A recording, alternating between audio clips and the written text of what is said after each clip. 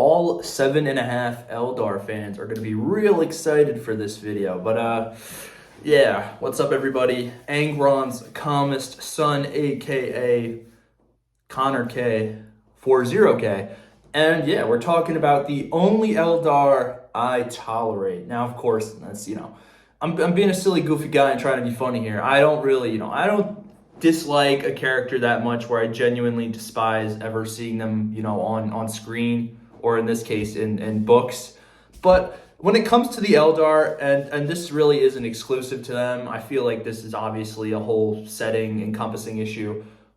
Every faction has one sort of vital issue, and that's always up to personal interpretation to each person that sort of limits said faction from kind of, being like cool, being like, very chatty, right? In how you favor your factions and who you choose to play as, what models you choose to buy. There's always something that just clicks with you with your favorite. Like for me, it's World Eaters. World Eaters really get me going because those dudes are jacked and stacked and ready to shed blood for the Blood God. I can respect that very simple goal, very cool goal, and the aesthetic just works for me. And for Eldar fans, I could assume it's like the psychic tandem, mumbo jumbo. They're an old, proud, warrior race. But I just don't really like them that much, and there aren't a lot of characters I could say are very cool when it comes to Eldar. That's not to say there aren't. I'm sure there are. Maybe I haven't read some books. Maybe I'm just another misinformed YouTuber who just likes to be hoity-toity and spout his opinions. I've been known to do that. I do that quite frequently, but it really doesn't take away from the fact that personally, the only Eldar, named one at least, that I really enjoy whenever he's mentioned on screen, or I go out of my way to look for, excerpts and stuff for books I don't own, and I'm just interested in what he's up to, is Eldrad. Craft World Uthway always seems involved in a lot of the major stuff happening in the setting in one way or another. And I know someone could come in here and say, oh, what about Vect? What about, Lilith Hesprax? What about... who else am I? I can never say her name. I'm gonna have to look up how someone says her name and just copy how they say it. You're the one who's always with Gilliman. Yverine. I don't know, man. I'm doing my best. But the one who's always with Gilliman, she, in their own rights, I'm sure they're very cool, right? And I'm sure some people would say I'm wrong for saying Eldrad's really the only cool one. But to me, yeah, Eldrad is really cool. The dude has a pretty good mastery over his psychic gifts and just generally always seems to be doing some badass stuff, like in his introduction, at least to me and everyone else. Fulgrim, we kind of see him, using divine, Eldar powers. He's going, what's going on? What's going on with the sword? And he's checking out the sword that, where no one's really aware of what's happening because the Chaos Gods are obviously far more powerful than Eldrad, and they're clouding, the typical Farseer stuff of what future coincides where and how the Eldar have to cryptically tell loyalists, hey, you guys probably shouldn't do this. You probably shouldn't trust so-and-so. But of course, Eldar, all the Eldar characters, whenever you're reading anything, don't really do that. And it's, even in Dawn of War, the Eldar will be like, human, Monkai, you really are going to do something really dumb. Oh, can you tell me what it is? No. And then they disappear like they've done something. And Eldrad's, all Farseers do it, but Eldrad also goes out of his way to say, hey, I've divined that some shit's going to go down. And he meets with Fulgrim and he's like, obviously you seem pretty chill because you've gone to multiple Eldar worlds, and instead of occupying them like most Space Marine, most Imperials do at this time during the Heresy, you haven't. You thought they were, you let them go. So I thought we could have, we could parlay and see what's up.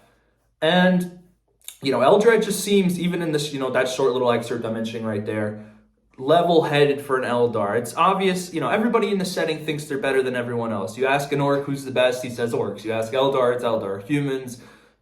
It's that's the way of the setting. That's sort of what makes it appealing and what makes it fun, right? That's what makes it fun to me. I like, being a World Eaters fan and telling everybody they're categorically wrong about why they enjoy their faction, because, they should rename, Warhammer 40K to just Angron, and instead of the Horus Heresy, it's just like Angron has another day in the fighting pits. I think that would be cool, and I would write that book. But anyway, what I'm trying to say is Eldrad kind of takes that step away and kind of that aspect of himself that elevates him from just regular named character to cool Uber Chad, named characters. The dude's very different from how his faction is usually portrayed. And you could really find that example in all of the factions, and even your favorite character, you can make the argument. But Eldrad's just cool, right?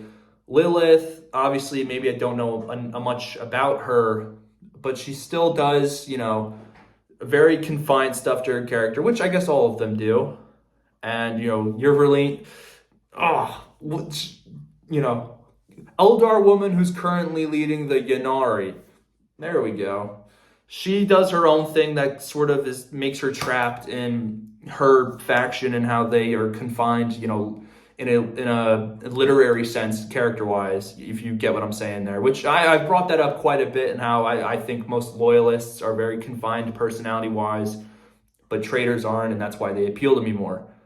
But Eldrad kind of has personality. He's talking to Fulgrim. He's trying his best to not be like a pompous, asshole, which is pretty hard for everybody in the series, because everybody in 40K is just like the dude who you see if you're at the gym or anything you like doing, and they walk up to you and say, you could be doing that a little bit better. I don't know. I used to be a triathlete back in the day. Meanwhile, the only thing they were, triathlete, more like, being a tri-loser, being a little geekazoid, is what I'm saying.